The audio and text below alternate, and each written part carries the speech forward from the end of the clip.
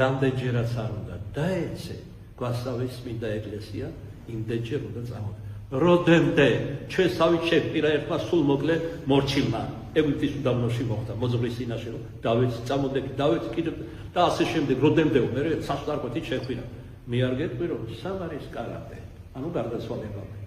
სასუფევლად ბრძოლა გექნება არა მარტო დედამიწაზე გარდაცვალებამდე არამედ გარდაცვალების შემდეგაც საზვერეში ვიდრე შეგიყვანეს ეს სასუფევლოში ჩვენი ვიცით მაგარი დიდი ცხოვრებიდან რომ მას იქაც ემსოფდნენ ეშმაკები კერძოდ ვერანაირად რომ ვერ მოინადირეს დედამიწაზე ცდილობდნენ პატიმოყარეობა გაეღვიძებინათ მასში და დიდების მოყარეობა და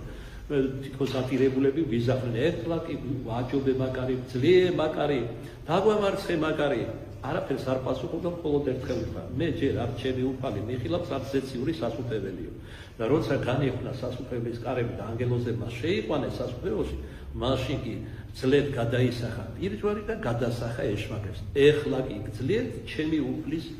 მადლითა და ჯვრითო და დაიხურა ეშმაკებისთვის სასუფეველი